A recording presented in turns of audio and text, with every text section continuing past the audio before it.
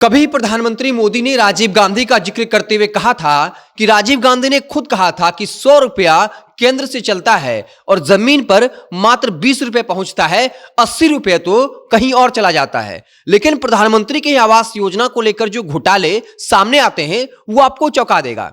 बिहार के जम्मू जिला के दौलतपुर इलाके की एक खबर है, जहां का आवास सहायक अपनी शर्तों पर जो मकान लेने वाले होते हैं, जिनका नाम पर जारी होना होता है, उनके सामने अपनी शर्त रखते हैं, पैसे की मांग करते हैं। और जब लोग जो वाकई में लाभार्थी थे, जिन गरीब को मकान मिलना चाहिए था, वो शर्त मानने से इंकार कर देते हैं, तो दर्जनों लोगों का नाम ही काट देता है। और उसके बाद अब वो सहायक जो आवास सहायक था, उस पर कार्रवाई होनी तय हो गई है।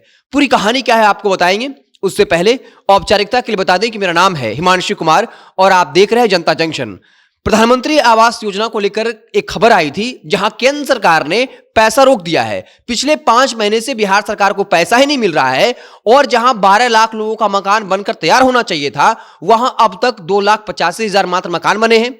उसके बाद भी जितने मकान बने हैं, क्या वाकई में जो वाकई में डिजर्व करते हैं उनके मकान बने हैं? क्योंकि चाहे वो सहायक जो आवास सहायक होता है या वहां जनप्रतिनिधि होते हैं जो लोकल लेवल पे होते हैं और जो अफसर होते हैं, वो मिलजुल कर पूरा खेल खेलते हैं और कई अमीर लोग और जो प्रभावशाली लोग हैं वो अपने नाम पर मकान का पैसा ले लेते हैं और उसे कहीं और खर्च कर देते हैं। ऐसी खबरें तो आती ही हैं। लेकिन जम्मू के दौलतपुर गांव से संगीता देवी, रीना देवी, संजुला देवी, मनोरमा देवी, विमल देवी, उषा देवी, ललिता देवी का नाम काट दिया जाता है। क्यों पता है? क्योंकि जो आवास सहायक नीतीश कुमार होता है, वो अपनी शर्त उन पर थोपता है। वो शर्त मानने से इंकार कर देती हैं, पैसा देने से इंकार कर देती हैं। तो बाकायदा वो आवास सहायक की हिम्मत देखिए, वो सारे लोगों का लिस्ट से नाम ही गायब कर देता है। और क्या आपको लगता है वाकई में सिर्फ वो आवास सहायक नीतीश कुमार अपने दम पर ऐसा कर सकता है? क्या ऊपर लेवल पर अधिकारियों की सेटिंग नहीं होती होगी? हालांकि जब बड़े अधिकारी ग्राउंड पर पहुंचे थे, इन महिलाओं ने शिकायत की थी, बड़े अधिकारी ग्राउंड पर पहुंचे और जब मामले की तहकीकात की तो इसमें सच्चाई पाई गई। और अब जब आवास सहायक जो हैं वो नप गए हैं, उन पर कार्रवाई होनी तय है और उनका जेल जाना भी तय है। अधिकारियों ने साफ तौर पर कहा है कि जो वाजिब लाभार्थी हैं उनका लिस्ट से नाम गायब करना अक्षम्य अपराध है। यानी किसी भी हाल में ऐसे अधिकारी को या ऐसे आवास सहायक को माफी नहीं दी जा सकती है, उन पर कार्रवाई होनी तय है। ये एक ऐसा उदाहरण है जो सामने निकल कर आता है। लेकिन पूरे बिहार में जो प्रधानमंत्री आवास योजना है, उसकी आड़ में यह खेल हो रहा है, जहां आवास सहायक उन्हीं के नाम जारी करता है जो उन्हें पैसा देने को तैयार होता है। जो पैसा देने को तैयार नहीं होता है उसका नाम वो काट देते हैं। और कई बार ऐसा होता है कि लोकल लेवल पर जो प्रभावशाली लोग होते हैं वो गरीबों के नाम पर पैसा ले लेते हैं, वो पैसा कहीं और इन्वेस्ट कर देते हैं।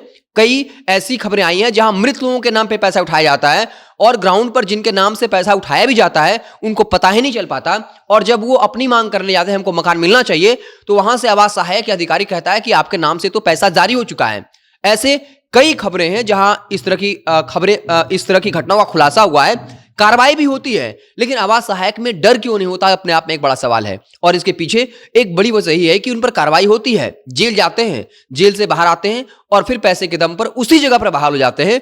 इसलिए उनके अंदर इस बात का डर नहीं होता है। वो पहले दबा कर पैसा कमाते हैं। उनका यह मानना होता है कि सरकारी नौकरी में जितना पैसा कमाएंगे, हम तो घूस से ही इतना पैसा कमा लेंगे कि नौकरी भी जाए तो कोई बात नहीं। तो क्या सरकार को ये ऐसी व्यवस्था बनाने वाली है जो इस तरह का कांड करते हैं, अंजाम देते हैं, उनको इतनी सख्त सजा मिले कि एक नजीर बने और फिर कोई ऐसा न कर पाए? या फिर दिखावे के लिए शिकायत होती है, बड़े अधिकारी ग्राउंड पे पहुंचते हैं, मामले में सच्चाई पाया जाता है और कहते हैं कि कार्रवाई होगी, लेकिन फिर क्या होता है? कार्रवाई के बाद जब मामला ठंडा पड़ता है, मीडिया की नजरों से वो खबरें दूर हो जाती हैं, फिर उसी आदमी को उसी पद पर बैठा दिया जाता है। तो क्या यह संभव हो सकता है कि ये पूरा पैसा आवास सहायक को ही जाता होगा? क्या ये पैसा बड़े अधिकारियों तक नहीं पहुंचता होगा? और बड़े अधिकारियों तक अगर नहीं पहुंचता है तो फिर वही आदमी जिस पर कार्रवाई होती है, फिर वो उस पद पर बहाल कैसे हो जाता है? ये अपने आप में गंभीर प्रश्न खड़ा करता है। ये पूरी खबर जो है वो जम्मू जिला के दौलतपुर गांव की है, जहां से संबंधित आवास सहायक नीतीश कुमार अपनी शर्त और पैसा जो है वो वहां के लोगों पे, लाभार्थियों पर थोपता है। और जब वो महिलाएं पैसा देने को मना करती हैं तो बाकायदा उन लोगों का नाम जो है लिस्ट से गायब कर देता है। लेकिन वो महिलाएं इतनी शिक्षित थीं, इतना जागरूक थीं कि वो अपनी शिकायत ऊपर लेवल तक लेके जाती है और फिर बड़े अधिकारी जब जमीन पर जाकर मामले की तहकीकात करते हैं तो मामला सही पाया जाता है। और अब आवास सहायक जी जो है नीतीश कुमार जी, जिनका नाम मुख्यमंत्री के नाम पर भी है, वो साहब जी नप गए हैं और अब उनका लगभग जेल जाना तय है। क्या आपके इलाके में भी इस तरह की खबरें होती हैं? क्या आपके इलाके के भी आवास सहायक जो हैं वो प्रधानमंत्री आवास योजना के नाम पर इस तरह की धांधली करते हैं? अगर करते हैं तो कमेंट बॉक्स में हमें जरूर बताइएगा। अगर आप हमें फेसबुक पर देख रहे हैं तो पेज को लाइक कर लीजिए, यूट्यूब चैनल को सब्सक्राइब कर लीजिए। बहुत बहुत धन्यवाद।